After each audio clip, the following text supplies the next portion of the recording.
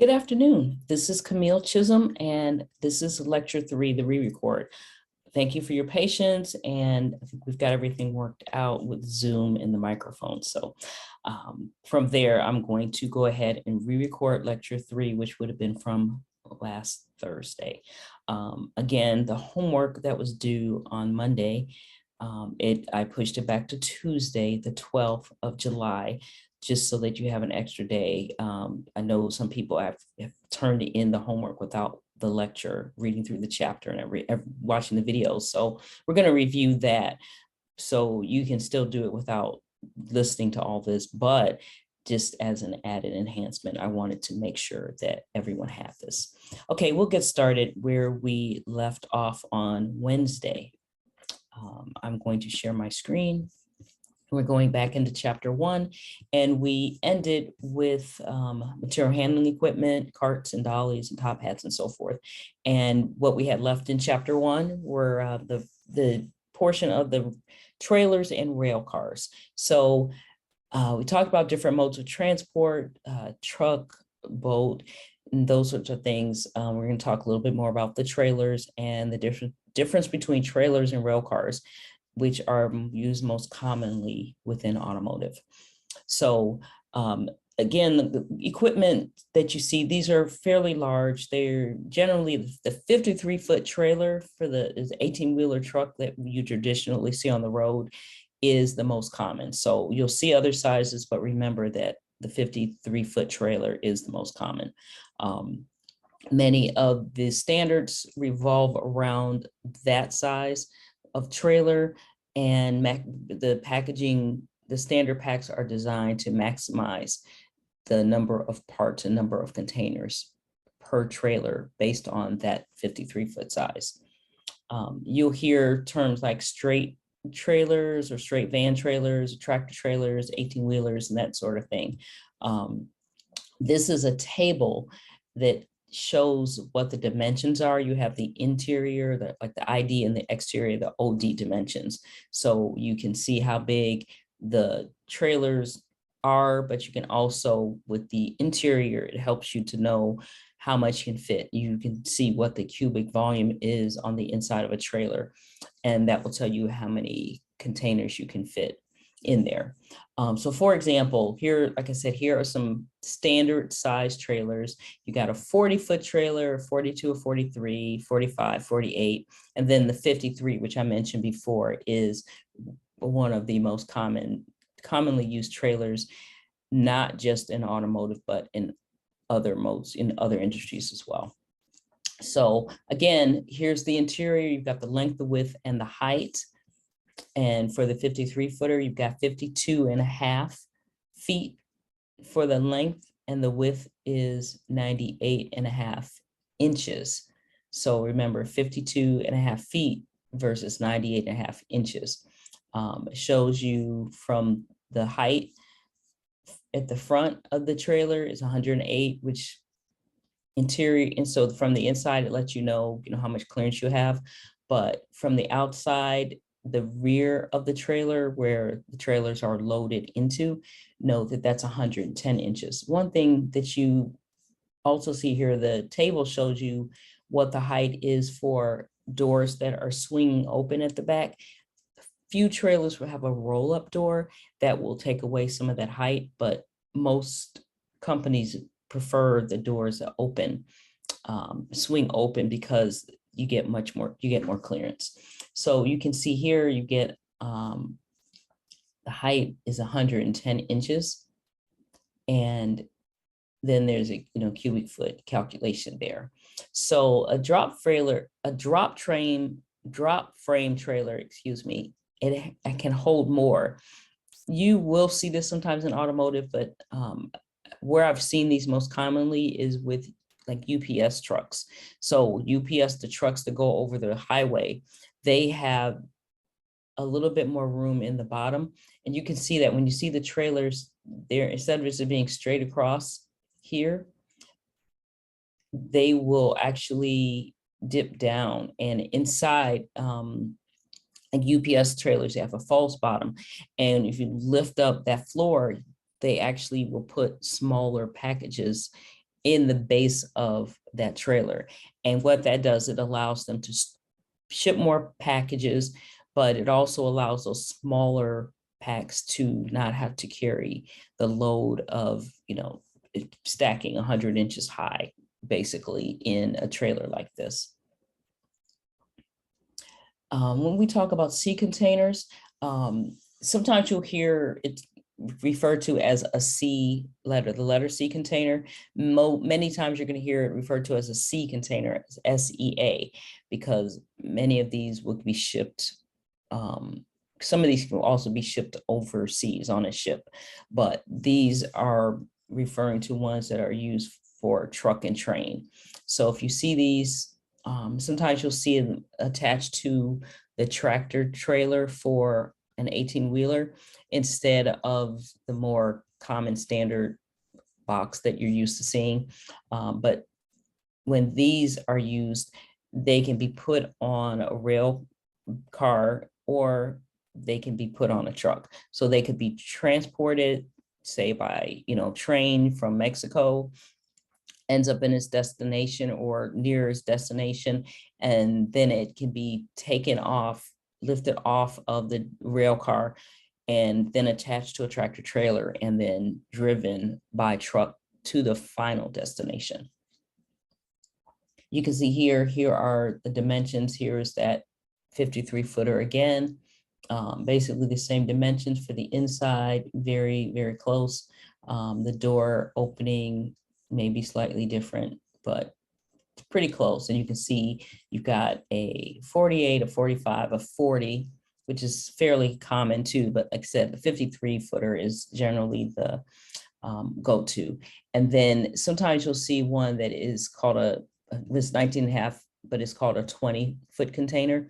It's about half the size of the 40-foot. So this would be for maybe companies that are shipping frequently, but they're not shipping as much product. So it doesn't make sense for them to ship basically half of an empty trailer, but they want to maximize what they're shipping. And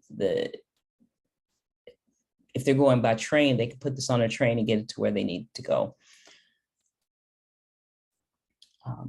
Rail cars, as we were talking before, you will see the cargo trains, and they could be either called box cars, flat cars, or tank cars. So the tank car explains itself. You'll see tanks of liquid on those. The flat cars are to the right here, and you will see in automotive bigger parts that are oversized for that rail car, sea container, or 53-foot truck, that they may be too big for that. So they will go on a flat car. They may be too tall, they may be too long, so they can turn them and ship them. Sometimes they will ship without any covering, sometimes they'll ship with the soft cover. It just depends. But basically, if you look at trains, you'll see these flat cars. This is the one that you'll see the most commonly. It is the box car, and you have slightly different lengths. They have the 50-foot, the 60-foot, the 86-foot for the length, and the tonnage is quite a bit different. So you can carry, as far as a weight limitation, you can carry somewhere between 70 to 105 tons, which is going to equal to, maybe 35,000 pounds to 50,000 pounds of material. And then just comparing this to some of the trucks, I wanted to bring that up. The capacity for the straight van trailers or tractor trailers, that one generally, most people's limitation is going to be like between 40 and 45,000 pounds. Once they get to that weight, those trailers will max out. And even going over scales on the road when they go through the weigh stations, if they're more than that, they are not safe to be on the road, and they won't let them on the road. So just keep in mind here, those weights are slightly different. For the box car, you can see here the dimensions. So you can see the box car from front to back is about 58.5 feet. But that is including, all the hitches that will connect each car to each other. So if you look here for the inside length and the height, the length is going to be 50.5 feet versus the 53. So a little bit smaller, even though it's quite a bit longer. When you start looking at the hitches and even the thickness of the outer walls, it takes quite a bit away. And then the inside height for this is going to be 13, almost about 13, between 13.5 and 14 feet high. One thing that I didn't mention is that on these door openings, and I did mention this before, and this is why. A lot of times we're looking at stacking, say 2 high or 3 high, and most people just go with a height of 100 as a general guideline, because anything over that, then you're starting to, fight with clearances. If you have a fork truck driver that's loading the truck or rail car and they're inexperienced, they may hit the top of the very top container because they're not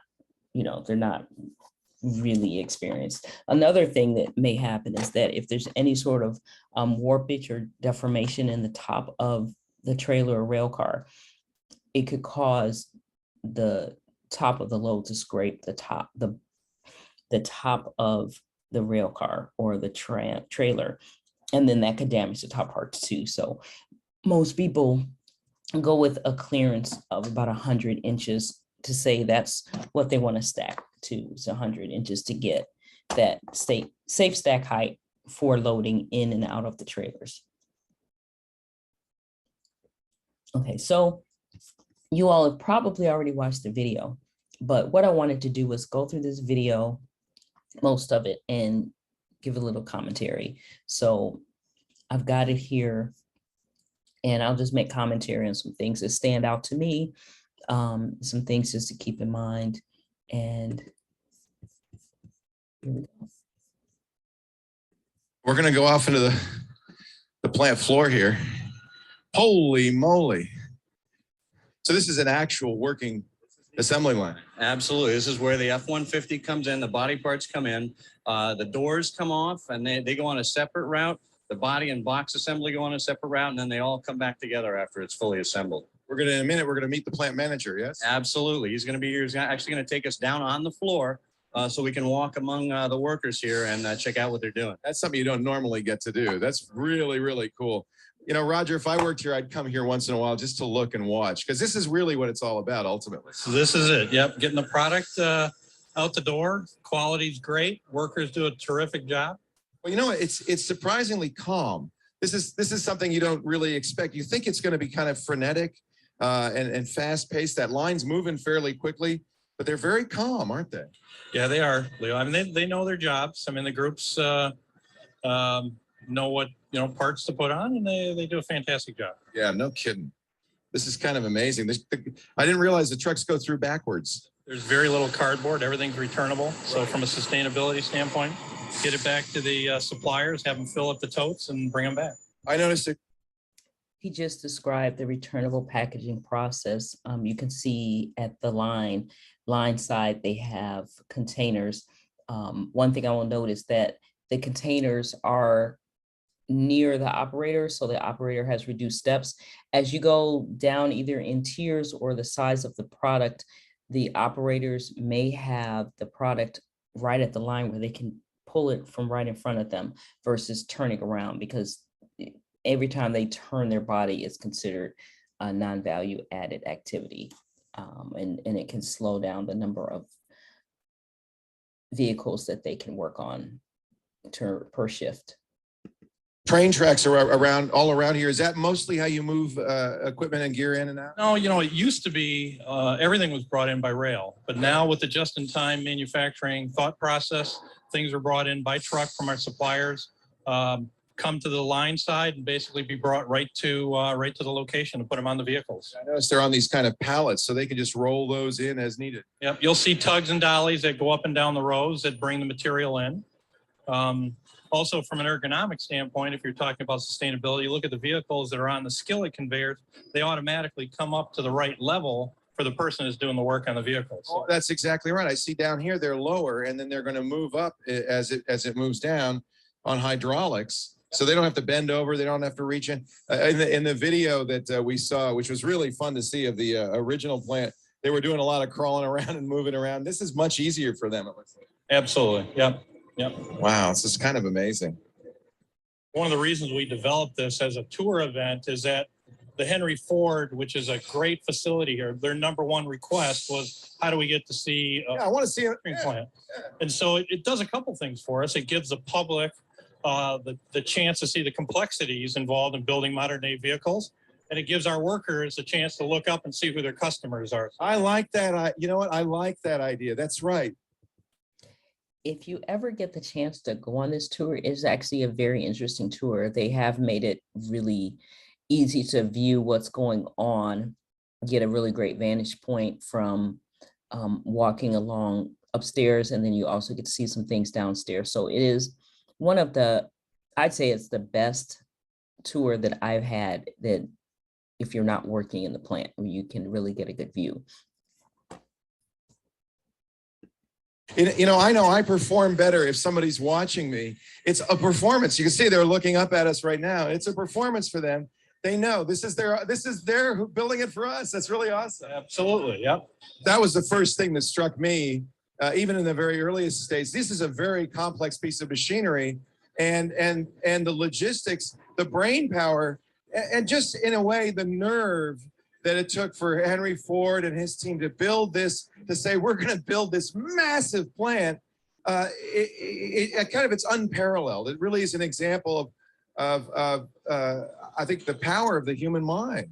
From a facility standpoint, natural daylight. I mean, we've created a great, Yeah, it's pleasant in here. great environment for the workers. So It's actually, So he's referring to the light, and that what a pleasant working environment is from automotive, from a history standpoint.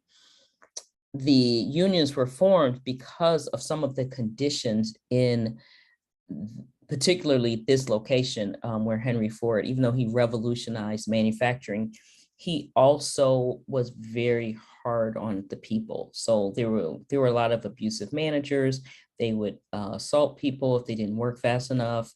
People would get hurt. There were a lot of injuries. So the working conditions were really, really rough. So they've come a long way, and that's why it's really important. And that's one of the main reasons why the unions came into, the unions became so strong over the years, was because they had to fight for horrible working conditions. surprisingly pleasant. You expect it to kind of be dingy, dark place. Not at all. There's a skylight. we found that there really is a direct correlation to quality of vehicles with happy workers. So We're talking with Roger Gaudet, who's responsible for all the assets of the facilities here at.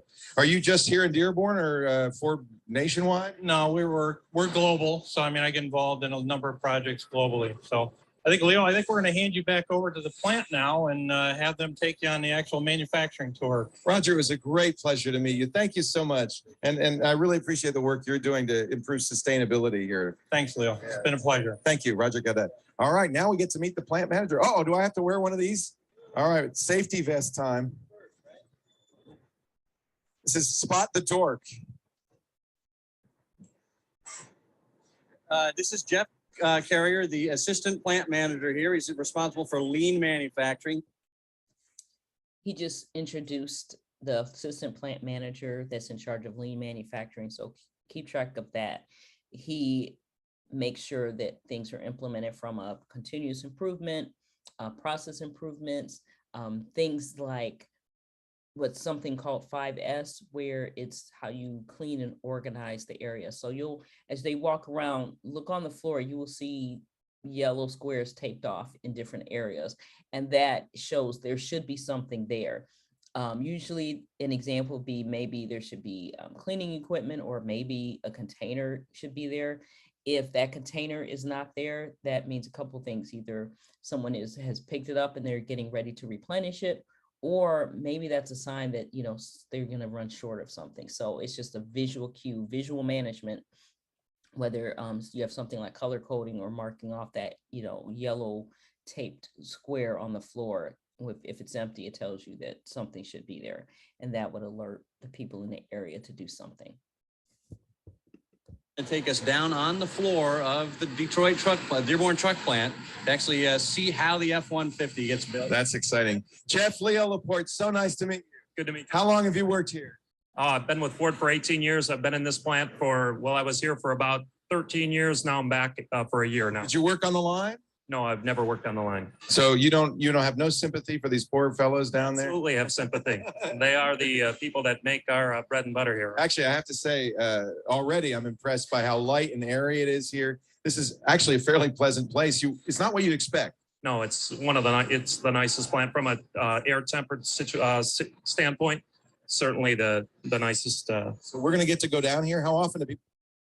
So another thing to note, he mentioned it being air tempered. So that does a couple things. One, it's better for the working conditions because, back way when Henry Ford started this, there were not any sort of air conditioning systems that they had. So years ago, I went on this tour as a kid, and we went to the foundry part, and we were 8 floors up, and it had to be over 100 degrees in there. So the people that were actually working down in the foundry, 8 floors down, it had to be horribly hot there. And then going into the plant on a summer day, it could be 100 degrees outside, but then on the inside of the building where it might trap heat, it could be 110, 120 degrees. People were working in those conditions without breaks or without proper breaks. Also the same thing in the wintertime. If it's not temperature controlled, they're working in the wintertime and it's cold inside the building.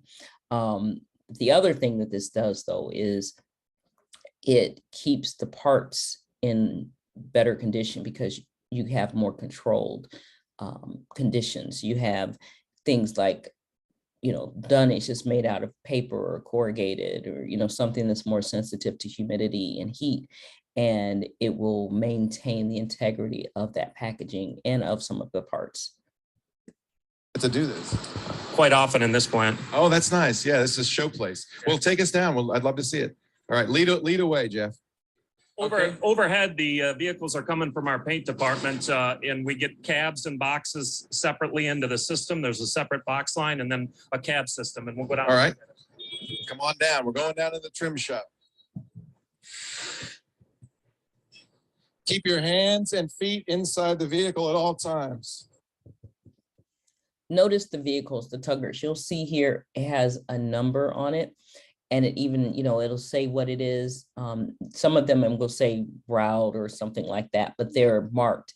And that means that that particular cart or tugger is assigned to a certain route. So if you hear about pick routes where they pick up the empty containers and they bring in containers with parts, those tugger drivers are assigned routes. So this tugger driver, for example, may always go to station 7, 8, and 9, and they always, drop off the same amount, pick up the same amount, depending on, what they need to do. So the systems will show, on this route, these parts need to be picked up. So when they go to pick it up, they would either go pull it from wherever it's located, or it may already be staged for them. So based on, what their routes are, they know how much to pick up. And by having standard packaging and standard number of parts in those packages, they don't have to go and recount everything. They know that this tote will always have 20 parts. So if they need to get 40, they know they need to get 2, and it will tell them to get 2. So that will last them, for the time that they need, for a few hours. That's what they need to work on the line. And that's what those tugger drivers would be delivering. When I mentioned ergonomics, when you look to your right over here, all the vehicles are on skillets, and you can see the adjustable scissors lift system on the skillet so that the vehicle can raise and lower to the height for the operator to work at the correct height ergonomically when they're doing their job. How many trucks a day do you come off the line here? 1,200. 1,200. Wow. And how many people are working on the line at any given time? We have about 500 people per crew, and we run a 3-crew operation over in the final area. That's amazingly efficient. 500 people to build 1,200 vehicles. That's amazing. That's just the final department. If you take in the other buildings, the body and paint building, you're talking closer to 1,000. So what part of the truck is done before it gets here? Is it most of it, or? Before it gets to the final system, of course, our structural integrity coming out of the body shop and our dimensional integrity is set. And then it goes through the paint shop where it gets obviously E-coated, primed, painted. That's all done before it gets to us. And then we trim. This is where you're putting the insides in. It's like the drywall now, right? You've done the bones. Yeah, the drywall. That's a good way to put it. They look beautiful, I have to say. So this is our doors off process. When the vehicles come in, when the cabs come into the trim shop, we take the doors off. They're sequenced overhead to meet the vehicle that they came off of. They'll meet them over in the chassis side when the vehicle gets over there. That allows, again, for ergonomics, we can get in and out of trucks without having to deal with walking around doors. Right. Also helps from an efficiency standpoint. I'm gonna get on this side so you're closer to the thing. Yeah, I don't want my anywhere getting. This is neat. So how fast is the line moving? So he mentioned the sequence parts process. So the sequencing means that this door is going to follow that exact same truck. This door belongs to the truck and it's going to follow along with it. So you might see this with the truck, the doors, because they're larger, but within the packaging, if they're ever sequencing, say radios, for example, the radios would come out of the packaging in the order of the vehicles that they're assigned to. So, note that that is not necessarily anything on the homework, but just something to keep track of. And you probably already have noticed some bulk bins, some, roll packs, some smaller totes. You've probably seen some gravity fed racks with the handheld totes where the racks the parts are on the top and the empty ones are on the bottom. We'll be able to see that later in the video as well. The line moves at approximately 66 jobs an hour. So it's a little less than a minute per cycle. Each worker has 1 minute to do whatever it is they're going to be doing. Thereabouts, yeah, absolutely. If you haven't already done the homework, note what he just said. When you look at the line and you see the tooling that's out here, all our tooling is tied to the line so that the operation will shut down if we don't reach proper torques, which is a phenomenal improvement for quality. The line, probably, you never want the line to stop, obviously. Then you've got 500 people standing there not doing anything. Does it ever stop? Yeah, the intent is obviously to flow without stops, but we do have issues, so we do have stops. As long as the stops are controlled and handled correctly to keep the quality in station, which is what we're all about. That's not an issue. We have a slight overspeed. We have about a 3 job an hour overspeed to handle the situation. To allow for it. Yeah. So here goes the door. It's going to follow the cab along so it doesn't get lost. And they're putting in, it looks like rubber trim here. They do the rocker tape on this job, which is, as you can see, the vehicle is lifted from the front of the line so that when they put the rocker tape on, they're doing it at waist height. They're not bending over to their ankle height. And these hand trucks that bring the parts here, these are just automatically shuttled in as needed? Yeah, that's an interesting observation. We're a fork-free infield here, so everything that's brought in is brought in on dollies, right. Tugged in on dollies. So we'll know. He mentioned that this is a fork-free area because the forks take up more room. They can have narrower lanes where they're standing. They can bring those narrower carts to deliver the parts. And you notice that they leave the carts there. They'll drop off the cart so they'll attach the carts to each other. The last cart will go to the first station. The next cart that's at the back now goes to the next station that they need to deliver to, and so forth until they get to the very first cart that's attached to their tugger. And that one will be the last one. And then they can go back. So and they may pick up empties on the way back and attach them back to their tugger and go back to the warehouse or supermarket or wherever they're picking these parts. So just something I thought I'd mention. Come down here, and they'll offload it. But of course, because you're at a very constant speed, they know exactly when they're going to need the next dolly. Yeah, the routes are all set up similar to a production job online. There's triggers that trigger their route, and they're constantly working throughout the hour, delivering different things that are expiring as we go. I imagine this is a pretty popular assignment. You'd like to work in this plant. Oh, I love it. Yeah. Ford Motor Company anywhere right now is the place to be, right? Yeah, absolutely, absolutely. So now the scissors lift is lowering it down. It had raised it up so they could work on the trim. Now they're. So you can see right now they're installing the front end of the vehicle, which has got our radiator and whatnot. Let's go around here. I think we'll see it better if we go over here, Brett.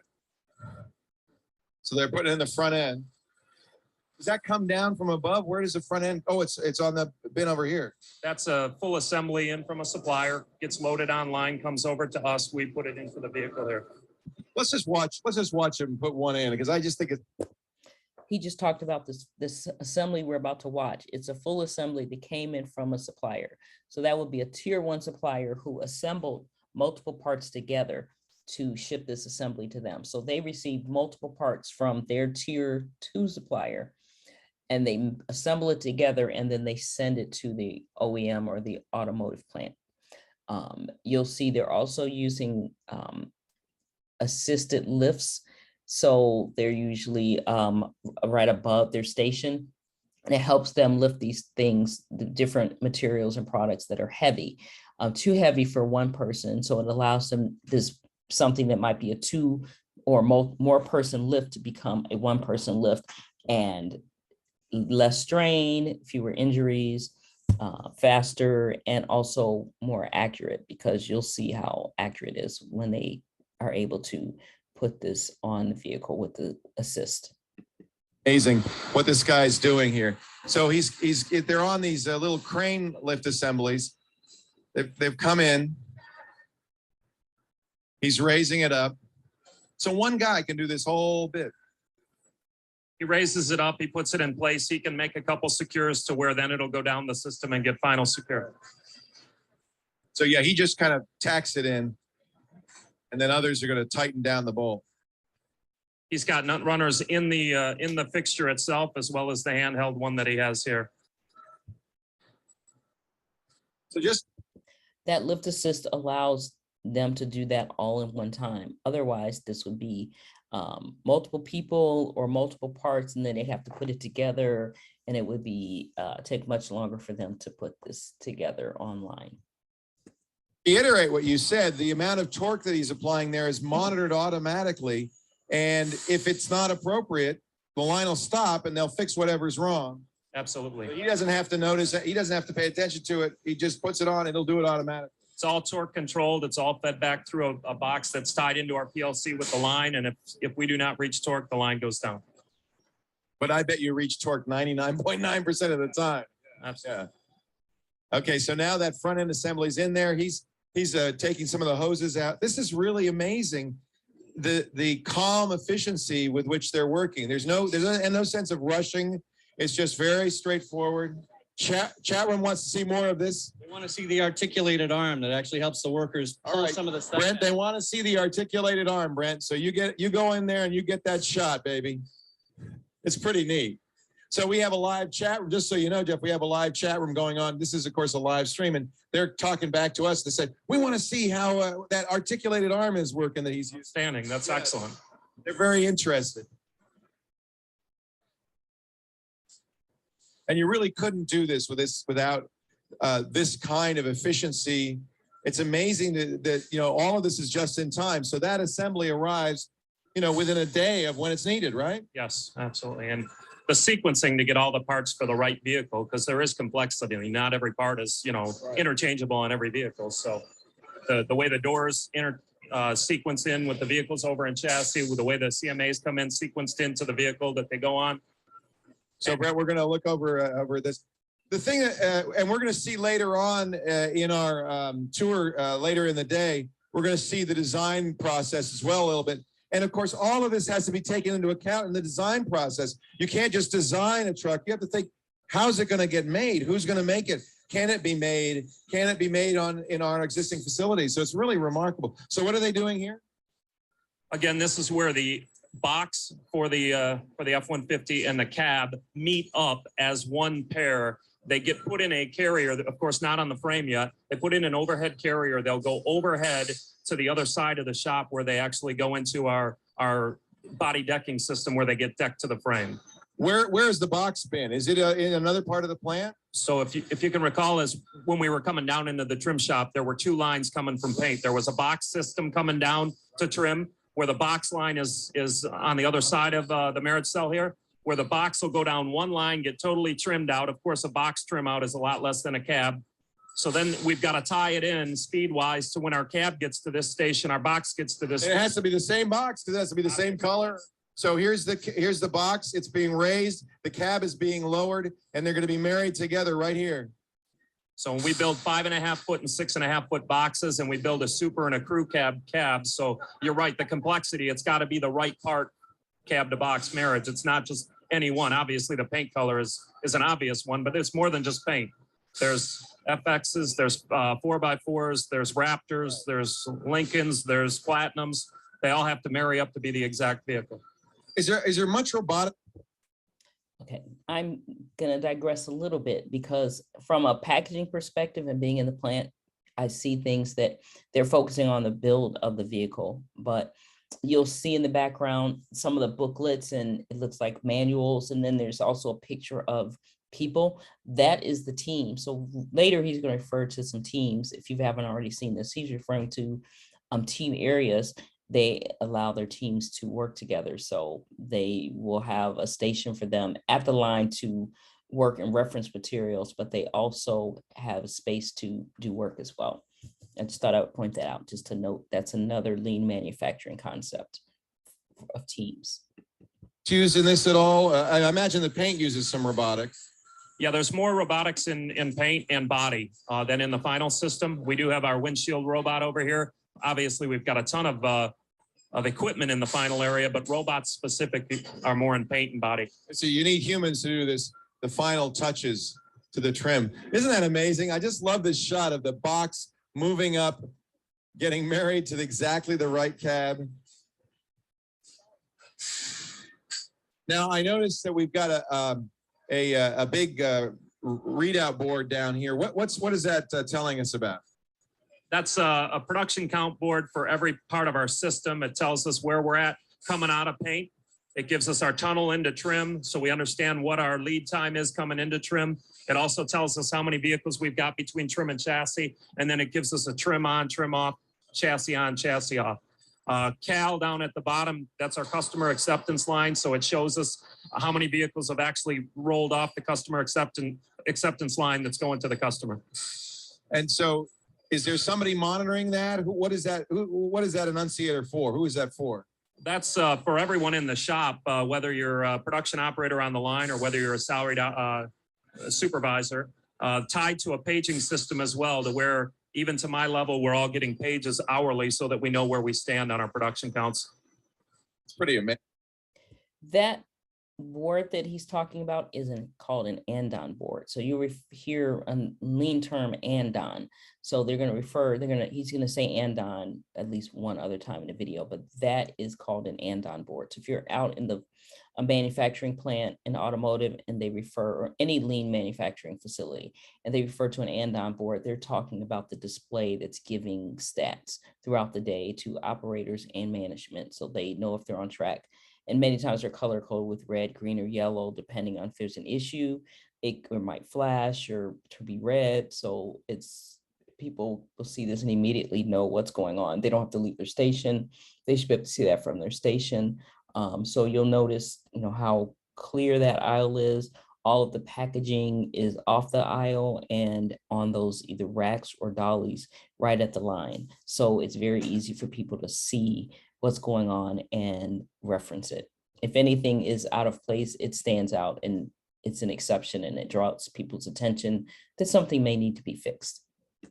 It's just hard to believe. I'm almost speechless at the complexity that you've solved here in a way that's efficient, effective, with very few errors, because obviously the errors is where you get it, cost overruns on it. Across here. We're gonna cross this? All right, all right. I want everybody to stick together in the group. We're gonna cross. All right, but we're gonna do it with the principal's gonna take us. Yeah. This is great. Hi, how are you? Good job. See the all our electrical harnesses underneath the carpet are being installed. So we'll be set up for carpet install, which we'll see when we walk to the other side. All right, get ready. So this actually stops for a minute. Oh my God. We're on the line, baby. Stay on it while it starts up. You're welcome to. You want to stay on it while it starts up, Brent? You can. Don't. Note how these containers right here are tilted facing the operators. Try to spotlight these a little bit. Right here, they're facing the operators, so the operators can reach in and get their parts. But then also notice this row here. This is where they put the empty totes, and the empty totes flow downward that way, and they end up back here. And the route drivers in that open aisle, they pick them up. So just wanted to mention that.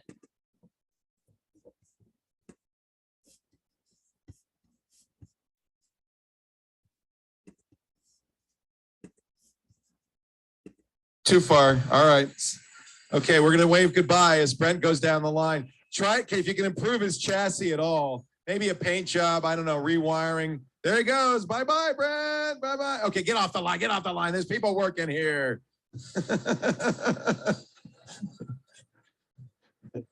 Was that fun? Did you enjoy that? We're reassembling Brent. Wow. You know, it's spotless. The whole thing is spotless. That's what's amazing. Very little cardboard used. I mean, you're really paying a lot of attention to. I just have to say corrugated. Sorry about that. How it's done, the environment. It's very impressive. Yes. A lot of focus on the environment when this plant was built. Obviously, you probably saw if you took the visitor tour, the green roof up top. And you're right, we focus on reducing the cardboard intake into the plant as much as possible. We use returnable dunnage. This is where the green roof was. If you join us at the very beginning, we're underneath it. But there's also a lot of skylights and clear stories. So there's natural sunlight coming in here. So it's a very light, airy feeling in here. It's very comfortable temperature. You know, this is a pleasant place to work. And it's a little, you know, there's a little background noise, but not more so than, you know, if you're driving down the street. It's really kind of amazing. So what are we doing here? Another trim line comes down the line. We put moon roofs in over here. We are continuing routing our wire harnesses, getting ready for our backlight and our windshield install. Basically, we're nearing the end of the trim portion of the shop. We're a little bit out of order here. Of course, the box hasn't been attached yet. All right, so we're gonna walk here. This is moving still, Brent, so I'm gonna hold you. Yeah, you're getting on. It's just like getting on a train, no big deal. To your left is moonroof install. To your left is moonroof install. As I stated, operator has an assistant hoist. They'll be putting the moonroof in now. That is an option content that we run on this line. We cannot run 2 in a row from a cycle time standpoint. You can see it takes them a little bit out of station to secure the moonroof into this. So he rides along as we are, comes back, joins the line a couple of stations back, and does it again. And this is now being lowered down, so it's ready for him to work on. It's kind of fun to ride the line, I have to say. Wow, that is amazing. And then it's lowered down so he can work on it. So he doesn't have to bend over, or he can reach right in and attach the moonroof. New model changes and new model architecture, we can program the lifts any station we want to be at whatever height. That's convenient, yeah. Easy to do and can do pretty much on the fly. And you need to do that, obviously. Yeah. All right, we're gonna hop off here. Oh. Now I understand why we are wearing the glasses and the vests. I didn't realize we were actually going to be riding the assembly line here. Now on this line, again, we're one line away from the end of the trim shop. You can see that the IP is now in the vehicle, the instrument panel. Also, you can see the weather stripping that's on. When these vehicles get over to the chassis system, the doors will be going back on. Strikers are in position for door. Vehicle in front of us that we're looking at is a Super Crew right now, where the rear door actually has the B-pillar built into it. So when you look at it with the doors off, you've got a full opening. The next vehicle comes a crew cab, which you can see it's got 2 full doors with a solid B-pillar in the middle of the cab. So do you retool only once a year, or is it more than just every year? It's whenever needed, and it's generally more than once a year. Really? Okay. There'll be design changes will come through, things like that. Any more to meet the demands of the customers, there's changes constantly. Right. Not a complete retooling, Right. but different things in different portions of the shop being changed over on a regular basis. When you have a new model year and a big change in the models, is it a big deal to change everything here? Yeah, we generally have a 2-week period to where we can get in and get all our tooling out. It's a bigger deal on the body shop and paint side of the business, body specifically, but So do you do rehearsals? Because I mean, it's all new stuff. Do you have some practice runs, or do they just flip the switch and say it's the new model?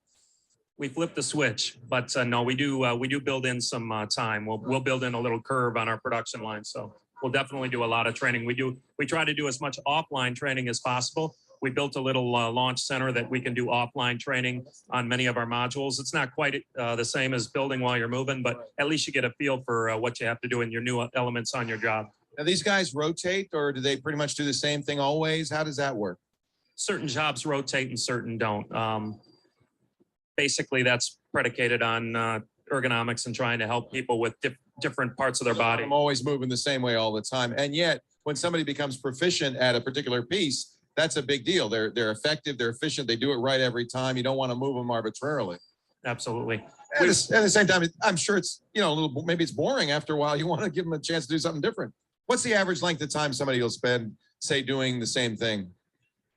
Well, that's a good question that I don't know that I can answer. We probably never measured that, but there's some people that have been on the same job for 10 years. There's some people that like to change jobs every year. So you have the opportunity to do that if you want to do that. There's processes to do that within the system, yeah. Yeah, I imagine there's some people would just like, I'm comfortable, I'm doing what I want to do, and I'm having a good time. Yeah, I have to say it's a very pleasant place to be. I could easily see working here. Mark, what would you like to do? Would you like to be putting in the floor there, maybe some seats? I always wanted to know how that fluorine carpet got in there. Now it's just rolling out there. Yeah. I had a question about those yellow cords. Did you, all those, there seems to be like hundreds or thousands of these yellow cords up. What are these yellow cords that we see hanging around? So if an operator is having an issue on the job, and there's several reasons why that could be, right? Could be a supplier quality issue, could be a processing issue, could be a training issue. Those cords are used to call. They're call cords, and-on cords. They can pull those and actually call their team leader or their supervisor down to the job without the line stopping. If they pull it and nobody responds till the vehicle gets to the end of their station, the line will stop. We're not going to talk to any of the workers because I don't want to interrupt them. They're kind of on a schedule, if you know what I mean. They got to keep moving because the line never stops. But they seem like they're having a good time. They've waved at us, and we've given them the thumbs up, and it seems like it's a good job. Some of them are listening to music. They're allowed to do that. Yes. Rock and roll. What is the there was a lot made about the hourly wage of workers and how overpaid they are. You will notice the empty roll packs to the left, the pink or purplish ones. Those are they'll be pulled back and taken back to probably whatever return trailer that for that particular supplier, that particular tier supplier that it's coming from. So you can see this one, it collapses. There could be even some collapsible dunnage stored inside of it. So it stays with that particular bin. So when it goes back to the supplier, they can reuse it and they have dunnage to protect the parts. But these guys aren't making $75 an hour. These guys, again, are the heart and soul of our business. They're the ones that put the pedal to the metal. They're the value add in the business. So I certainly don't want to discuss, what they get paid or is it enough or isn't enough. That's an argument anyone could make. I think that, they're the heart and soul of the business. And as Ford Motor Company continues to do well, we owe a lot to the workers on the floor. Absolutely. Absolutely. They're the heart and soul of America. And the thing is, you're providing jobs, and at one point, 100,000 people were employed in this Rouge plant. That's kind of remarkable, 100,000 jobs. And, these are jobs that for a while looked like they were moving offshore. So it's really nice to see American industry continue into the 21st century. And, people have talked a lot about how it's the end of the industrial era for America. I certainly hope not. I think manufacture is a key part of American economy. And I think it's pretty clear here that there's some real American know-how that's unique. We're going to move over a little bit, Brett, because she's got to load in some parts. This is pretty darn impressive. So you can see these are the parts pins as they come in. They know they're going to need that wiper assembly. Windshield wiper assembly. They're going to need these parts at a certain amount of time. Hey, we got some trucks over here moving around. Is this coming in from the paint over here? Or? Coming from the line next to us, transferring over. So that moves from one line to another. I see, and there's a green line. So actually, we're going to move over here because we've got a cart coming through. So watch this here, Brent, as it comes across. So this is how it gets from one line to the other. If you take a look, the cab is. Now watch here. The rail just rose up in the floor. So this rail comes up so they can transfer this body over to the next line. It actually gives you some idea of how many bodies are coming through the line at a time. Because about every minute it looks like another body's coming over. And then the rails go down so that these the little supply trucks can move over. That's pretty cool. One of the differences here versus the old Dearborn assembly plant, as we were talking earlier, the cross transfers in the old assembly plant were just chain on edge, and we actually would ramp up over them. When we drove, we would drive over ramps and actually hammered the chains. It was actually a cause for a lot of downtime, but this system's much, much better. Uh-oh, here comes a car. Notice that that cart has a route on it. So that person is driving the route to deliver packaging with parts or picking up empties on a specific route. As soon as that cab moves across, you can watch those rails will go down and she can drive across it. And there she goes. It's like clockwork. It's really amazing. How much time on the line does one unit spend? Oh, in the system, from beginning to end, one unit probably spends somewhere around 18 hours. 18 hours from nothing to full truck. All right, we're going to go upstairs here a little bit.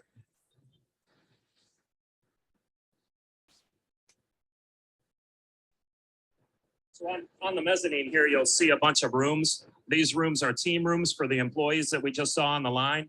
So when they come in the morning, they have lockers to put their stuff. They can actually come up here if they brought a lunch. They can obviously hit the lunchroom, but they've got a room to sit and actually talk about some of the issues. They've got some of the metrics posted and essentially an area for themselves, kind of an office for themselves. This is one of the. Many times with these teams, they have the room upstairs for it, but many times they will have team meetings at the beginning of the shift at their stations or in their area. And what they'll do is they'll debrief on anything that happened the previous shift that was important for them to know coming in, any new changes that are upcoming, any new training that they might have. And sometimes, I don't know if Ford does, but some places will actually have stretching exercises at the beginning of the shift to help. So they might do their stretching exercises in that room when they first come in and they drop their stuff off before the day starts for them. So they allow them some time. They don't have to go straight to the line and just start working.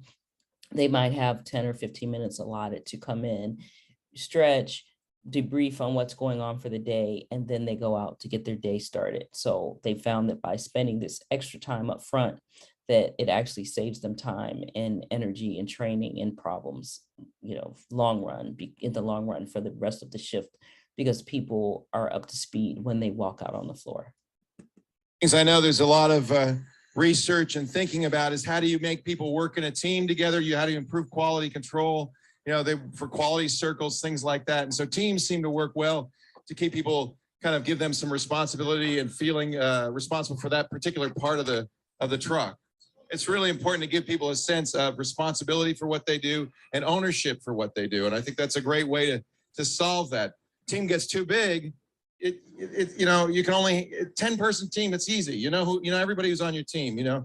If somebody's slacking off, you can say, "Hey, stop it, Joe." If somebody's doing a great job, you can call attention to it. I think that makes a lot of sense, and I love it that they each have their own rooms with their own lockers. They've got a computer in there. They got a microwave oven, the refrigerator. I think it's a very sensible way to handle that. When the plant was built, it was built with this kind of thing in mind, I would imagine. Yeah, the team concept was a critical part of the strategy when we set up this plant. And we put all team rooms off the floor to get them a feel for off the floor safety. Again, an office for themselves to think and to help us with problem solutions. It's a great idea. I love that. We're walking now over to the second half of the final system, which is called our chassis system. In the middle. One last thing about the teams. This is really important to note because it ties into the lean manufacturing, empowering the teams or the operators themselves to come up with ideas and make those changes. So they'll have Kaizen events, so they can report to suggestions, and then they'll work on actually implementing those changes. So it might be something as simple as moving the order of the packaging that they have, or maybe, putting a torque gun in a different part of their workstation to make it easier for them to have, fewer movements, or have better torque, or maybe they change the torque, but they are empowered to make those changes and they will work together to do it. So the thought process is they do this every day. They're the experts. They are empowered to make these changes for continuous improvement, which is part of lean. We walk across, you'll see our customer acceptance line, and we'll stop and talk about that for a minute. Okay, great. So we're going to right over here. And this is a finished truck here. We're coming out here, right? So we're kind of jumping to the end before we look at the chassis system, but this is a finished vehicle. This is what we call our customer acceptance line, where we do final inspections on the vehicle, electrical checks, functional checks, exterior type inspections, and interior finesse type inspections. When it travels through this line near the end, there's a water booth where we do a final water test, and then the vehicle goes outside for sequencing the vehicle to the load centers. The water test is for windshield leakage, things like that. Is that what you're? For any type of leakage. It always amazes me that the engine starts. You go through this whole thing, all these bits and pieces have been put on, you turn the key and the thing turns over. It is a fine-tuned process. Every operator on the floor has their instruction sheet. All the instructions followed. The vehicle is actually driving. You're driving it onto this line. These cars are already, the trucks are already being driven. Yeah, again, this is the final acceptance line. If you look over to your left there, the line that you see, that's the actual end of the production system before it comes over to our inspection system. Jeff, you've been very kind to give us this much time. Thank you. Hey, no problem. It's great to have people in the plant and see what we do. Well, you got a lot of people at home watching this, and it's a great treat for them, because it's almost as if you came here to you themselves to see it happen. And this is a big plant. There's a lot going on in here, and this isn't even the whole plant for the F-150, right? This is just the final assembly. Yeah, this is just the final assembly. Again, the body shop and the paint shop are totally separate buildings. There's a lot that goes into making a car or truck. There's a lot that goes into it. Right here. All right, we're going to go downstairs here.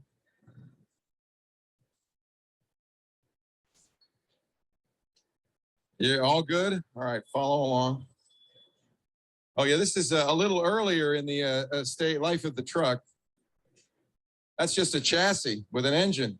So and a drivetrain. On the beginning of our chassis system is where the frame line and engine line are. So we'll build up the engine, build up the frame, as you can see, the vehicle, the frames coming across, getting ready for us to set the cabin box down on the frame, which is where we're going to walk. All right, let's go look at that.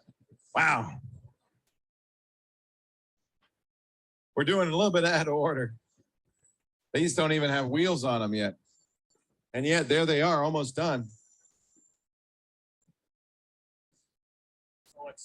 I just heard you say wheels. Our wheels come built up from a supply base, transferred in from the back dock here. They come across overhead down this conveyor, as you can see, and this is where we're putting the wheels on the system. Again, something that has to be sequenced into us because every set is unique for what vehicle they're going on. Notice the wheel packaging for this. It's coming in with the tire on the wheel. So, but you'll notice the pack that he took it out of. So somebody somewhere is saying this wheel's next, this wheel's next, this wheel's next. And these guys are worthy of a Indy 500 pit crew. They're just cranking them on. Yep. They're set up again with the skillet system so that they've got the frame at the right height to where they're actually working ergonomically friendly. They've got their hoist to support and ergonomically assist them while they do the job. Yeah, ergonomics, I'm sure, are a big part of the design here. You could really, you know, you don't want somebody injuring themselves, hefting these big tires around and so forth. All right, we're going to move along. We're running low on time here, so we're going to move quickly. We still have a tour. We're going to go to the test drive track, the test track, and go for a ride, I think, in the test track. I don't know what we're going to drive. I think it's a Mustang. I believe we're going for a ride in a Mustang, maybe the new 5.0. That would be very exciting. So I'm not going to go through that on this, obviously, but one thing that is actually pretty neat about working in automotive is you get the opportunity to do test drives. So even going back as far as high school, I didn't do it. I have friends that co-opt at GM. Department that I was in didn't do it, but some of my other friends actually did get to do test drives on the test track as part of their co-op job. I have toured a couple plants and was able to ride in the test track for like Hyundai Kia, which was a lot of fun. I rode on that one. And then I actually also had the opportunity to go to the Porsche test track outside of near the Atlanta airport and actually drive the Porsches on their test track and do things like drifting and things. It was a lot of fun. So that is one neat thing about the automobile industry, is that you get to actually see the finished vehicle, you know, ride in it or drive it. And it really ties in. It goes back all the way to the packaging. When you think about how important it is to have the right packaging to protect your parts so that you are safe. So you know, driving a Porsche at 100 miles per hour on a test track, and you know that the parts came in safely, they were protected, so they're all functioning, and you have a safe vehicle. Then after that, it's the 5.0 we're going to drive, yeah? All right. And then after that, I'm really excited. We're going to get to see some of the virtual reality gear that the engineers use to design these cars before even they start carving the clay or doing any of the metal work. They have to design it all. And of course, when they design it, they have to think of not only everything the customer might want or need and what the future is. And it takes years to design these. So they're thinking 5 to 7 years ahead. But they also have to think about how are we going to build it? They have to really think about what this plant is going to do to make, you know, you can easily design something that's unbuildable. So you got to make sure you can make it. It's an amazingly complex process. I just love this. We should stop here for 1 second and talk about what's happening. So when we left the trim shop, actually one of our first lines down the trim shop, we saw the Merit cell where we married the cab and box together. You can see overhead now, the camera's on it now, where the cab and box are coming in the carrier, where they were married together in the trim shop. They're going to come down in this body deck cell where they're actually set down on the frame itself. Oh, this is great. This is great. They're marrying the cab and the box to the chassis and the engine. And you're going to have something pretty close to a truck. They're doing the front bumper secure. As you can see, I don't know if the camera's on it, but they're doing front bumper secure over here. And they're you can see how that lift assist is moving the whole vehicle as they're building it. So now it's up higher because they're working almost on the base underneath the bumper and underneath the engine. So they can do that without having to do a lot of moving, bending, and those scissor lifts work. Those lifts work not only for the vehicle, but you'll see it sometimes for the parts in the packaging as well. He's having fun watching the box and cab married to the chassis. And I got to say, that is so cool. That is so cool. Oh, let's watch that cab and box one more time. I just think that's incredible. So there's another one coming. They've just finished that black truck, that 4x4. We're watching the F-150s being made here. And there it goes. You can see the scissor lift has lifted it up all the way. That thing's almost done. You're going to put the doors back on it that you took off at the beginning of this process. Yep. There's a couple more lines in the chassis shop, and then they're done. Actually, as we were just showing. So one of the reasons why they put the doors on in the beginning is to make sure the doors are fit and flush. They match from a color standpoint, but from an assembly standpoint, for the parts that they need to put on the inside of the vehicle, it's much more difficult if the doors are there, and the doors being open would take up more room, more space. So by putting the doors above the production line, it saves space. It also allows the operators to access the inside of the vehicle without the doors in the way. Over here, when we put the front bumper on, that's after obviously the vehicle's married to the frame. We've got 3 more lines going to our east, and the vehicle will be done. It's almost done.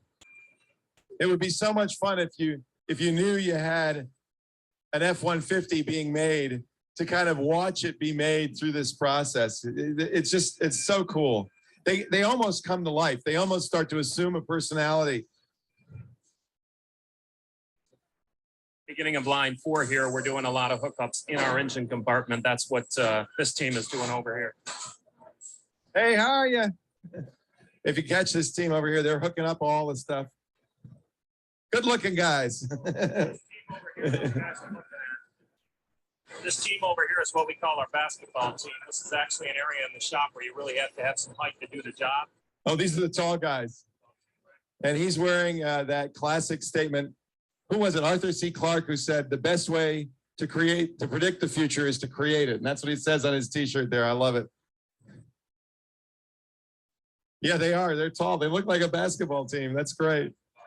That's hysterical. Great job. Just needs to put a Pistons jersey on. Yeah, really. That's amazing. That's so cool. You must be this tall to assemble that truck. Now, this looks like it's some sort of showroom dolly here, but they're actually turning the truck around and moving it over to the next line, as we saw before. So the truck, after it's been married to the chassis, gets turned around on this dolly and then slid over so that it's... Note the containers in the back. They're against the wall. So those are probably parts that they've staged to deliver to the line, or they may be staged because they're empty and they're going on a return trailer, but that is a small area for staging. There's limited number of spaces to hold parts.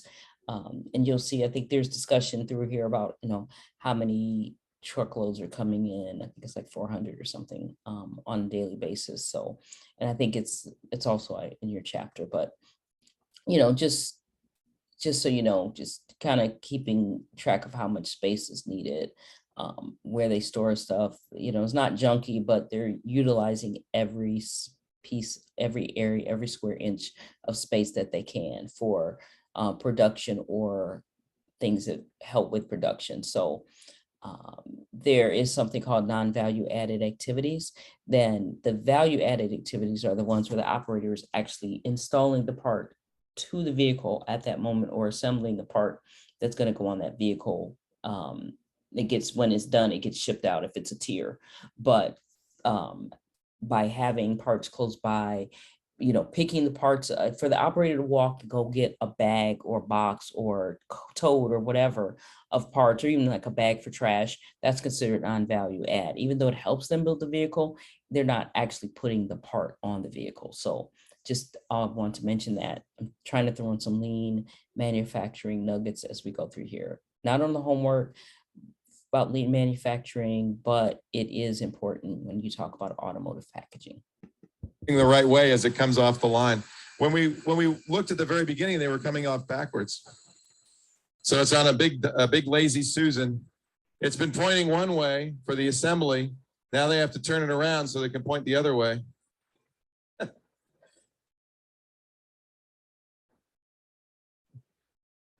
Ken Shepherdson is carrying the Live View backpack today. How you doing, Ken? Are you okay? Fine, yeah. It's a lot of work. Poor Ken. Stay out of the way. You're the mule of the day. I'm fully sympathetic, Ken. As you remember at South by Southwest, I wore it. I carried the camera, did the whole thing. Thanks to Live View, by the way, for providing this incredible device that lets us stream live from pretty much anywhere. It'll really be put to the test when we get in that Mustang and we go around the test track. We'll see how well that does. So we're again up on the team floors where the teams have their little break rooms. This is our final rolls end of the dynos for the vehicle where we do the final electrical checks and whatnot. We run a very high efficiency through here, even with the added complexity year after year after year to our electrical systems. So that's really critical, obviously. They do everything from testing the headlamp aim to making sure the systems come on, all the lights work. They plug into all the modules and make sure that everything functions correctly. This is where your Ford Sync would get tested to make sure it works. Absolutely. Yep, but this is our Ford Raptor. This is kind of our showpiece to the plant. Yeah, we saw that on the Legacy floor. That is a beautiful vehicle. Let's get a shot of this, Brent. Is it a sport version of the F-150 or? Yeah, this is our off-road sport version, and this is the cell where we do our alignment and validate our alignment on the Raptor. Every single Raptor's taken through this hole separately. It's quite an interesting vehicle to build, and what a fun vehicle to drive. Yeah, I bet. Right below us right now is the water booth, and we can actually look when we get up here on the top where the vehicles go outside the garage door right up to the staging areas to be shipped for the staging centers for the customer. Right So, ahead of us right there. oh, there's the garage door goes up and out goes the truck. It's a little wet from the water test, but ready to go. How come they close the door each time? Why not just leave it open? Well, again, as we talked at the beginning of the tour, this is a air-tempered plant where we've got units that temper the air. We want to keep the doors closed at all times. So there's just an automatic eye that lifts and lowers. It's a hot Michigan day out there. You don't want to let that humid hot air out. But watch, here goes the final truck. It's been tested, aligned, built 18 hours ago. It was just a bunch of steel. And now it's a F-150 truck. That is pretty cool. Pretty amazing. Gonna walk this way. All right. So we were talking about how I think it's amazing that you built this thing, you turn the key and the engine turns over. The chat room wants to know, do they ever not start? Yeah, there's a percentage or a percent of a percent. There's probably 0.1% that we have concerns with off the end. And then what Notice he just told you the defect rate. happens there? When they come off the end, I don't know if you saw, but we had some repair bays. I think we had 7 or 8 trucks in repair bays as we walked by. So They figure out what's wrong and they fix it. yeah, if there's an issue, it's determined. We can catch it either, obviously, if it doesn't start on the end or through our test roll system, and it goes to. You're testing almost all the way anyway. You're checking this stuff as it's going. Yeah, most of the stuff's tied to the line, so there's very few issues on the end of the line. But if there is an issue on the end of the line that's latent to our system, we'll catch it on the end. And Jeff, I want to thank you. This has been an amazing tour. I'm going to give you back your attractive glasses and vest now. But thank you so much for the work you do. And please thank all the men and women on the line. What a great job they're doing. It's really nice to meet you. we'll do. Great meeting you too, and thanks a lot for showing our plant. Yeah, my pleasure. Okay, so I hope that was helpful to kind of go through some of the items in the video. There are some things that are, tied to the homework, which I'm going to go through next, as well as just looking at, I'm sure you saw handheld totes, you saw bulk bins or roll packs, you saw the material handling equipment, you saw such racks, you saw top hats, you saw a little bit of everything. So really good view. But again, I wanted to walk through it from the packaging engineer's eye versus the building the really cool vehicle. So I mean, it is interesting, but you definitely are look at it from a different perspective as a packaging engineer as you walk through and understanding how the packaging interplays with the line, interplays with the operators, and how it even impacts things like how they deliver, where they deliver, how much they deliver, and can you even affect things like the andon system, where they have the pulls and the andon cord that they're pulling, as well as the andon board. So if there are any issues with something that's related to packaging, or they run out of packaging, or maybe the parts are getting damaged because the packaging isn't protecting it as expected for whatever reason, it plays right into that whole lean manufacturing process. And even the team process, the empowerment of the teams to do kaizens or make incremental changes and improvements on the line could tie into packaging. Now, of course, they would get the packaging engineering team involved just to make sure that it can be done from a standpoint from the packaging supplier. But sometimes they will come up with ideas to get more density in parts in the pack that for whatever reason, just didn't happen before. Maybe they see the way they're assembling, they might turn the part in a different direction and get either different number of parts or just a different orientation, and that can impact and improve the cycle time or the time it takes for them to put this part on one vehicle. Okay, with that being said, I wanted to go through the homework again, instead of being due on Monday because of these wonderful technical issues that I had here. I'm pushing it to Tuesday morning. So again, I've seen some people already turn it in, which is great. But I just wanted to go through and reiterate a couple things in case there are any questions. I did get a couple questions during office hours for the people that showed up, and they were pretty much the same questions. So it works out pretty well, actually, that I, for whatever reason, am sending this to you all now. So number one, the question is how much floor space in square feet would be needed or would be occupied in the assembly plant if you're taking the returnable containers that are shipped and stored for one day. So that's basically the question, is how much space would your containers, racks, everything that's shipped in take in the plant for one day. In your homework, they'll tell you basically, how much material is coming in. If in your chapter, it'll tell you for the homework, so you can use that. And you also will take the information from chapter 1 regarding the size of the trailer. So you'll get the cubic, or not, I'm sorry, not the linear footage, the square footage of those trailers. You take the linear length and the width, but you don't need the height because you just want to know the square footage of the floor space that it will take up. And you also if you're assuming that you're gonna have too high in the trailer, they're just gonna take it out and put it right on the floor as they pull it out, the way they pull it out of the trailer. So basically how much square footage is going to be needed based on how much material is generally coming in. Hope that is clear. Number 2, the question is, when you are putting parts on the car, when the operator is installing those parts in the car, how many seconds does the line worker on average have? How much time do they have to finish their job? I know this was something that they talked about during the video, but it's also in your reading. So Just keep that in mind, roughly, how much time it takes when you come up with your calculations, just to kind of double check. That's what I found, is that you kind of roughly estimate first, or as you're doing this, how much time it takes based on what you're reading in your chapter as well as the video. And that will kind of help you do a double check on your math. Number 3 is regarding car batteries. So think of a car battery and how it's made and how this might be received into a plant, as far as the form of it.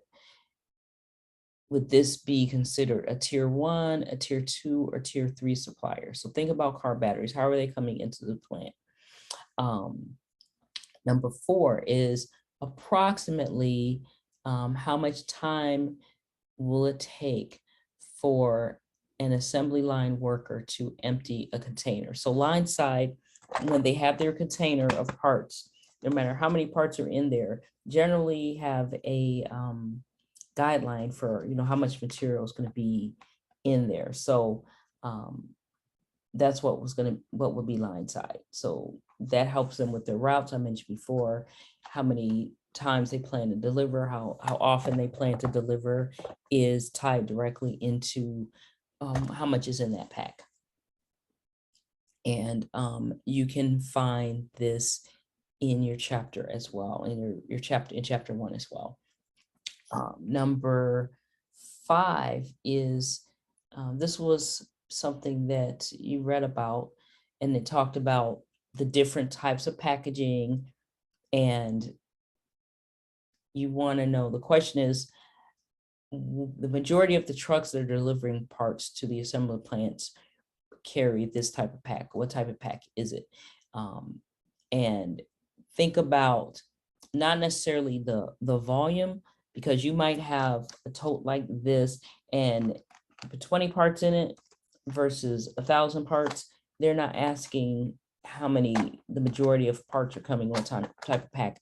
They're asking basically which type of packaging that's shipping in is going to take up most of the space in the trucks that are shipped in. So just keep that in mind, and maybe rail cars as well, but just keep that in mind. This is asking you what type of pack takes up the most space in shipment. Number 6 is, can you use a nestable pallet in open racks? And the open racks, these are not like shipping racks. These are the warehouse racks that are holding material. So you want to know, we talked about this during chapter 1. What is a nestable pallet? Look at all the different types of pallets and see in the reading what a nestable pallet is.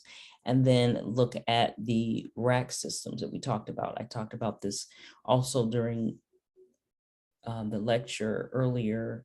I think it was the lecture 2, that your some of the hazards that can come with the racks and how important it is to have a pallet that is appropriate. So can you use a nestable pallet in open racks is a question, and then explain some of the reasons that you see why you can or cannot.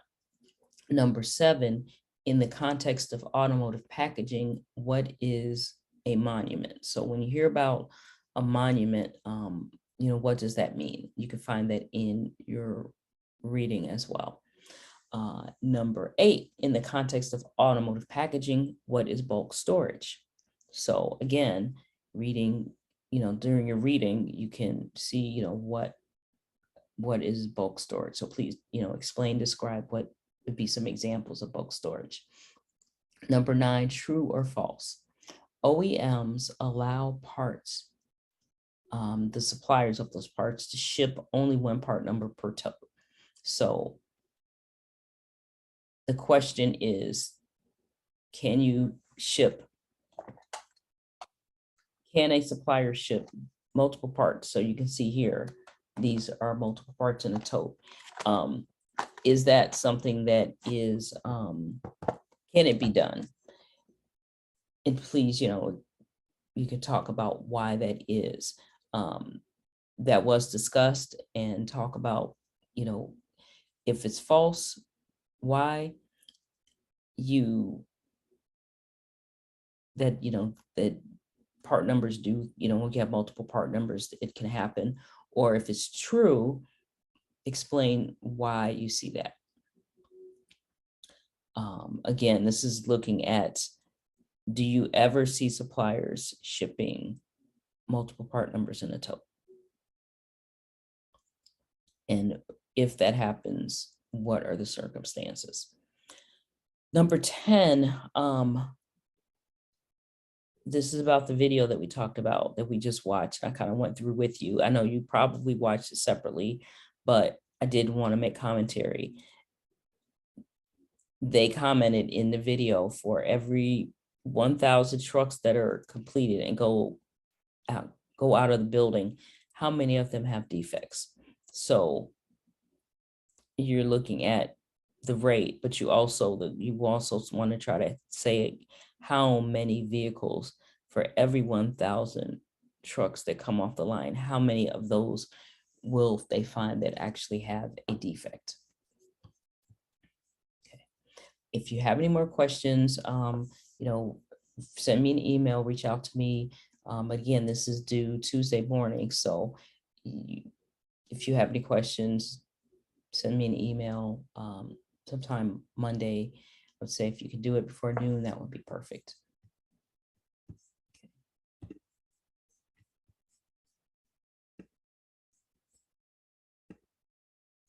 Okay. I wanted to go through a couple of things too. These were supplements. This supplement is dealing with wood. I mentioned this before. This is not in the homework, as you can see. However, it is important because the ISPM 15, I mentioned before about the infestation of bugs. It started sometime in the 90s and coming from overseas, and it causes a lot of issues with delivering material in wood packaging, and making sure that the wood does not have either the bugs or the larvae or the eggs, so that it doesn't get out and start killing and damaging trees in countries where these bugs are not native, so they're not taking over. This is something that, again, it's supplemental. I want you to hold on to it, keep it so that you can refer to it if you're working in automotive, actually not just in automotive, any packaging industry where you're using wood pallets. This is important to know. So things that are shipping overseas, you want to make sure you keep a copy of this nearby. It gets updated from time to time. The last update that I have was published in 2019. So they seem to do this every couple years, and the updates are pretty minor anymore. Initially, there were a lot of changes that they were making, but not so much anymore. And even this tells you, where you can download more. So if you want to get more, you can download more. Some of the things that I wanted to point out to you all is that there's some history of scope and all this, very interesting to read. But some of the things that I find that I refer to the most when I'm dealing with this, I'd say read through all this. Is really good history to understand, but some things that are regulated for packaging, you've got things like crates, pallets, barrels, even spools. So years ago, I worked for a company that made LAN cable. So, the cable that is used to plug into your computer. We made this, and it's called Cat5 cable, and it's also the cable that you'll see going up in the ceilings. But we put that on large wood reels, so that can be effective. So anything that is basically lumber, keep that in mind. That is something, and that lumber is being shipped overseas. Those are some of the things that will have to be heat treated and fall under the regulations. And another thing is that like I said, again, this is affected by things that are shipping overseas to and from countries, so crossing borders. And this is regulated and watched by customs. So when it goes across the border, one of the things that customs will be looking at, they won't just be looking at the part that's coming in. They're also going to look at the pack. So when they look at the pack, okay, oh, this doesn't have a pallet. So they focus on the parts. They also might check if there's a returnable container and what the documentation is for that, because they know it's considered an asset.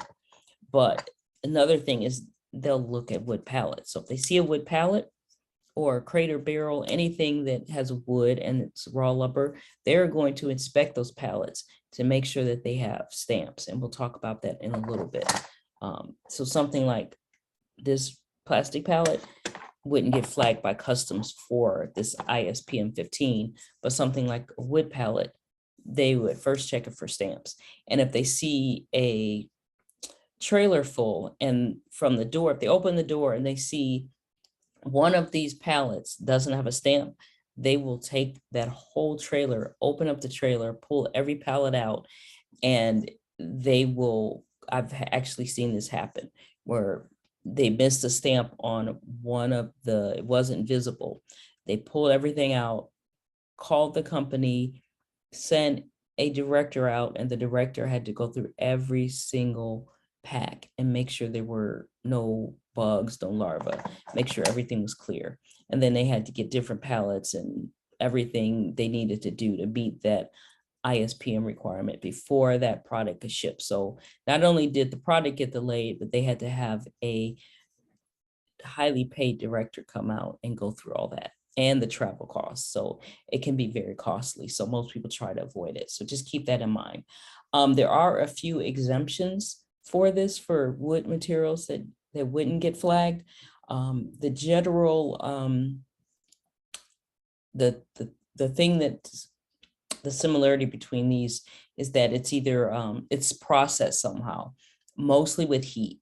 So everything besides like the sawdust and wood shavings and wood wool, those things are exempt, but all the other things you'll notice that or components that are attached to freight vehicles in containers, but all of these other ones that are mostly related to packaging, they are, or construction materials, they are made of wood that has already been processed and heat treated. So things like veneer for, construction, but things for packaging such as barrels, plywood that would be used for crates, particle board, all those sorts of things, those are made, those materials are heat treated in order to be made. You'll see here, they talk about wine and spirit barrels that had been heated during the manufacturing process for the product.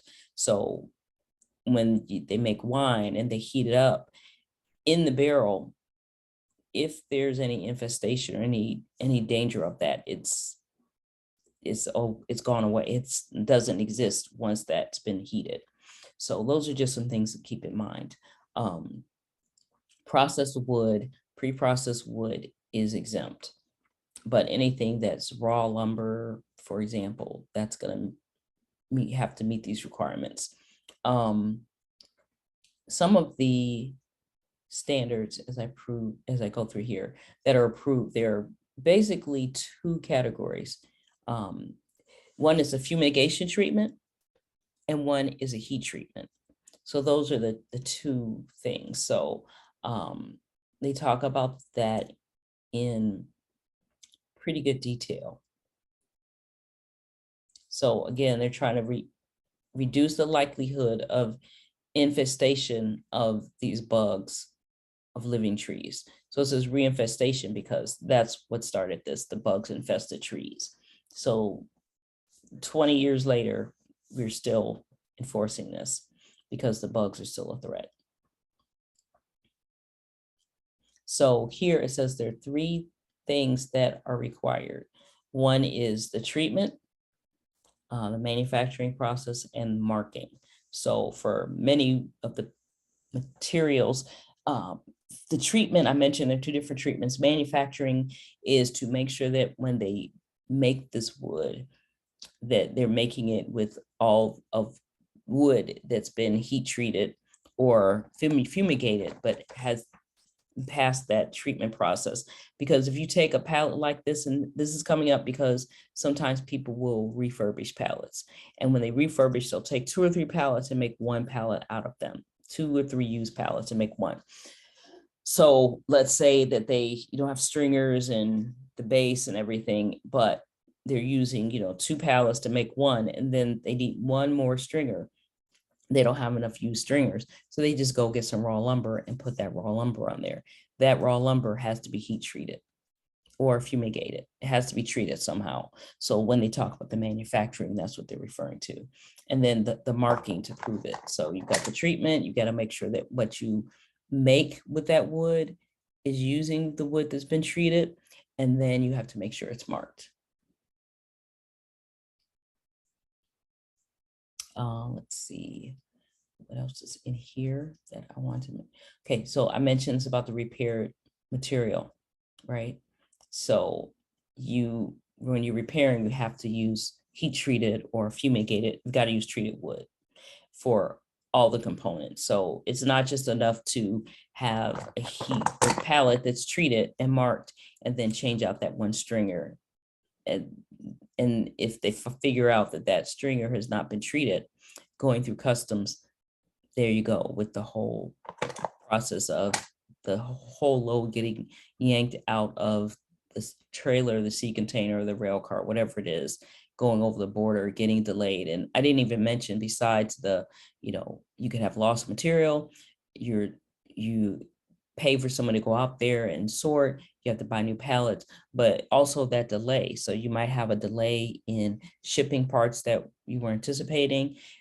So there you go, you're shutting the line down. And we already talked about how much that would cost. So there are just a lot of domino effects to something that seems like as benign as 1 stringer, but I have seen it happen. So you have to be very careful, make sure that whatever you're sourcing, if it's wood and there's any chance that it can go across the border overseas to, or even material that's coming in that you're sourcing, you're doing packaging for, say you have a plant that's overseas and you're shipping your parts in, you want to make sure that the packaging meets the ISPM requirement if you're shipping anything to you in wood.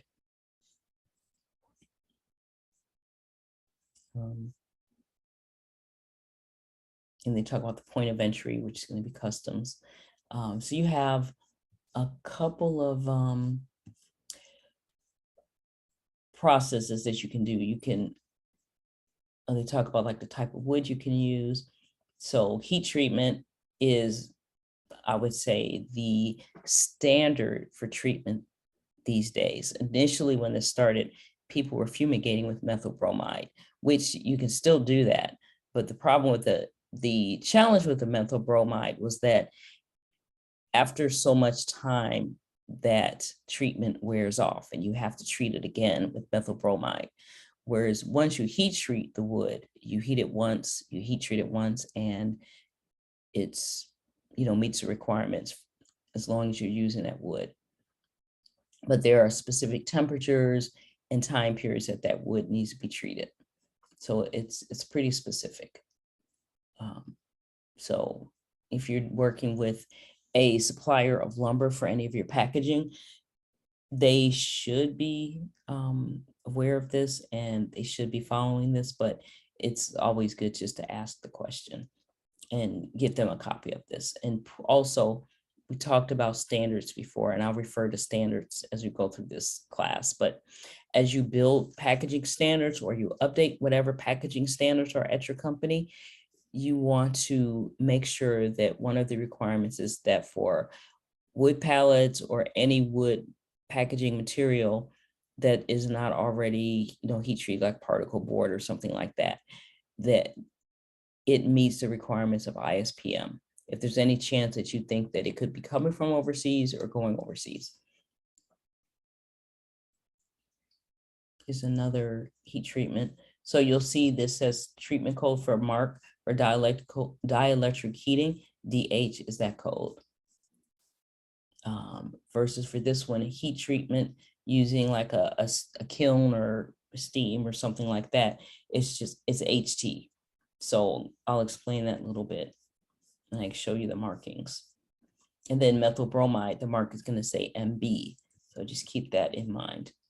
So there's a whole table on like time periods and temperatures that you'll be treating or fumigating, type of material, those sorts of things. Here's another one. Here's another treatment, SF, right? So you have another code for fumigation. So it's very detailed. Okay, so you've got the symbols here, the country code. It explains everything that you need. And I'm getting to this because it talks about the mark. Has to be legible. Okay, because early on people were like just taking Sharpie marker and just writing HT on the side. And it became more and more detail on, you know, what it had to be and make sure that it's uniform across the world. So if anyone sees a stamp, they know what it means. And important, it has to be placed in a location that is visible when the wood packaging is in use, preferably on at least two sides of it. So if you have a pallet, I mentioned how, you know, they open the door and they see one pallet that doesn't have a marking. They start pulling everything out and they check another side and they see it has heat treatment. That might slow it down and say, okay, that one was heat treated, it was just turned the other way. However, they could say, well, it's only on one side versus two. And that might flag, well, I wonder if this is refurbished and this needs to be reused. I don't know. So that could flag that whole load being opened up and pulled out and flagged and not approved to go through. So they talk about the labelings and the markings, but this is an example what the markings would look like. So they have sizes, they have what those codes mean. Just so you know, this is, it's actually very important, and it's something that no matter what area of packaging you're in, if you're shipping overseas wood pallets or any wood packaging, is something that you need to know. So I know I went through this kind of in somewhat fast, but I wanted to point out and highlight some of the most important areas. While we're at it, I pulled this up and I thought this was actually a pretty good list. If you are looking at a wood supplier, just good things to know. I'm just going to run through these super quick. What's the supplier's capacity?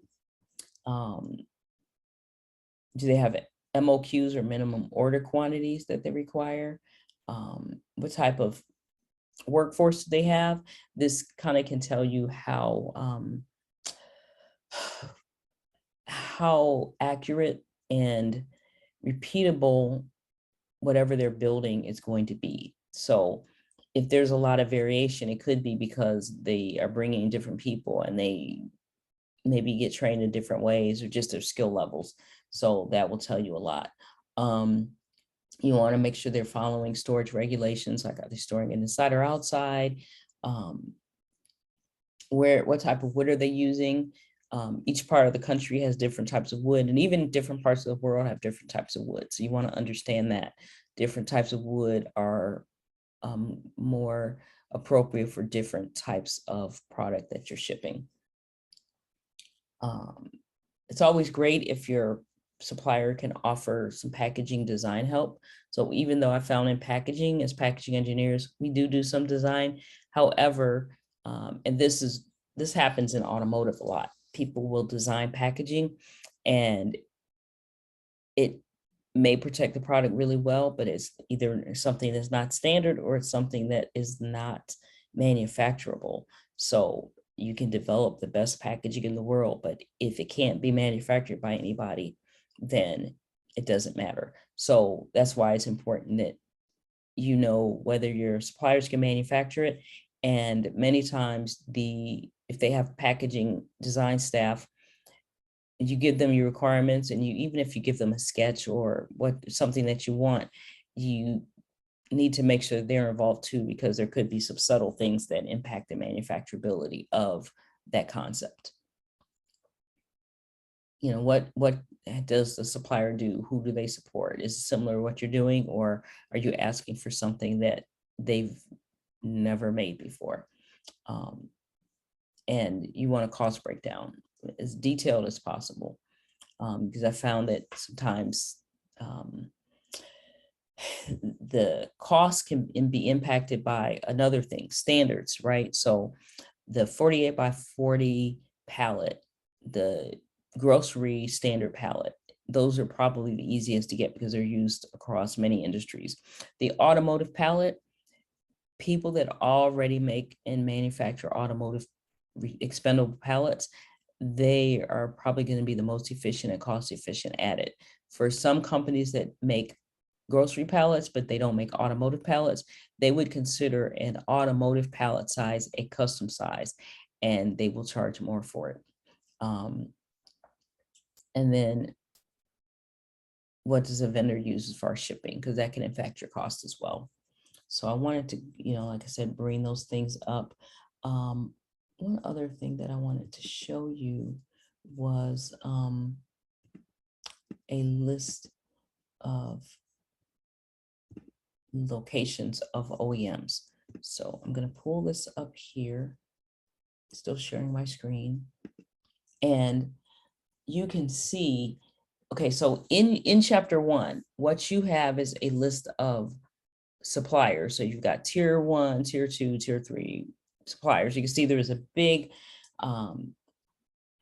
concentration of these suppliers basically along I-75, and suppliers were also basically along, I think this is the I-20 corridor that's going basically from the Carolinas all the way to Alabama, right? And then there's also a contingency that was, you find in Mexico. You also found a contingency of suppliers that were along the coast because they're taking advantage of those ports coming from Asia.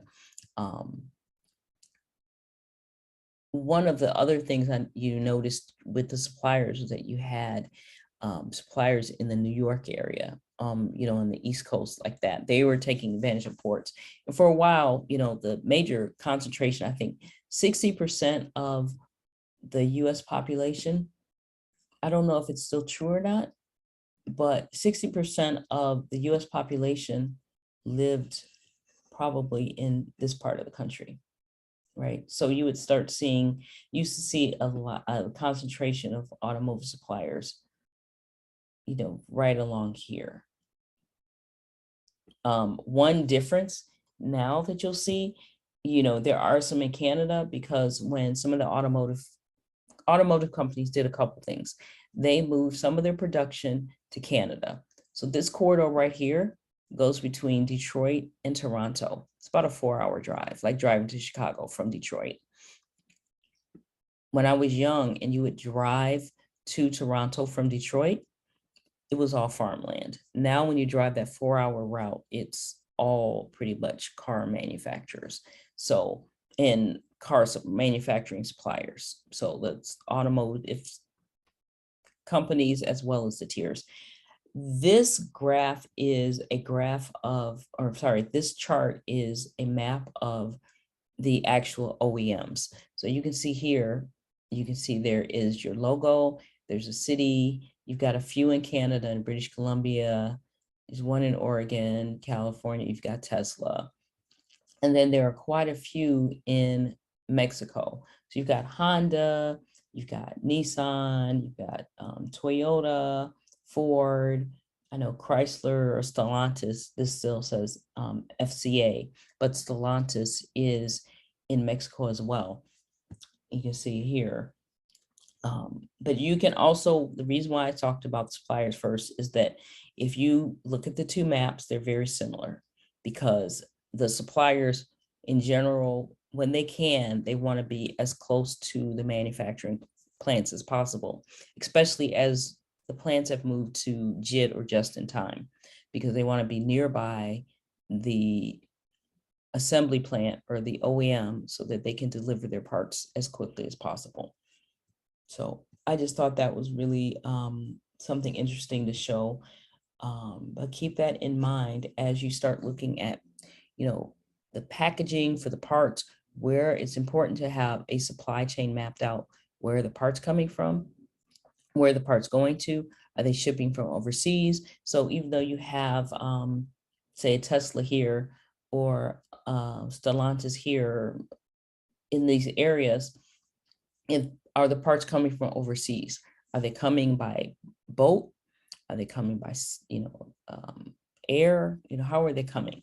And then Mexico, a lot of the things from Mexico, it's a possibility that they could get trucked in or out, but they also could get moved by rail in or out of those locations. So you want to understand the mode of transport, where they're coming from, the distance. Sometimes you have things, I've seen things that the parts coming from Asia in the interior of China, it gets trucked, and then there's a part of the route that so many times a year they do maintenance on a bridge. So then they have to take it off the truck, put it on a barge, move it down the river to the next part of the highway or wherever it is on that route, take it off the barge, put it back on the truck, drive that truck to the port. Maybe those parts get shipped by air somewhere. Maybe they get put on a sea container and ship across the ocean. And then they come to, the port. There are ports here, because this is the Southern Automotive Corridor, where the companies that moved out of the Michigan area, they moved either like to Canada or they moved down south in this corridor. So you have ports on the West Coast, you have ports on the East Coast. So are the parts being shipped or flown? And then once they get to that port, then they might get moved from the boat, or I'm sorry, a ship, to a train. So that train, now they're putting that container, the sea container, onto a train, and that train will take it across, wherever it needs to go. And then from there, once it gets near the destination, if they don't have an inbound rail location where the parts can actually come to the building and be unloaded, then they need to take it to a facility that, some sort of warehouse or third-party logistics facility that will take those containers that are on the train and put them on a truck, and then they would be trucked the last portion of the trip. So there's a huge difference between that whole supply chain that I mapped out, where you get it trucked on, maybe rough terrain, barged, flown, driven, put on a ship, put on a rail car. Like every single mode of transport may be implemented, instituted for that, versus a part that maybe you have a small volume, maybe it's a small part, they can actually put it in a box and ship it by air. They can actually just fly it over as needed. And it's, maybe coming from, somewhere, or you can have parts that maybe they're being made literally right across the street. They're putting them on a truck or a cart and move. If it's, sometimes they might actually be right across the street or right next door. They can cart them in or put them on a conveyor and move them in. So there's not a whole lot of need for a lot of returnable packaging. And there won't be a need for protecting from transportation, or if it's coming from right across the street, it might be coming on a truck, but then you still have to protect it from any bumps on that truck on the way across the street. So there's, those are some of the things to think about as you create your packaging. But I thought this was really important. One of the things that I ask when there's a new launch, I always ask, what does the supply chain look like? Where is it coming from and where is it going to? And how is it getting transported? How is it getting transported? And then as well as understanding, once it does get to whatever location it's getting to, is it stored for a day? Does it go JIT, or is it stored for a longer period of time for some reason? If there's a bank build or something, it's really important to understand, do these parts get put outside? Do the parts stay indoors? Is it air conditioned, like that Ford Rouge plant tour that we just went on? Or is it subject to whatever the conditions are outside, whether it's hot or humid or cold or snowy, dry, whatever those conditions are, that is going to impact your packaging as well. So I think I've covered everything that I wanted to cover today. And again, thank you for your patience. We'll probably be trying to film some of these pre-recorded every once in a while, but I do want to try to do as many of these live when possible so that you have the opportunity to ask questions for homework, just the interaction to understand if you want clarity on any of the concepts, because even if this isn't on the homework, a lot of the things that I'm talking about are key to, what you're seeing with automotive packaging world. And with that, have a great day. Looking forward to seeing your homework, and I will talk to you soon.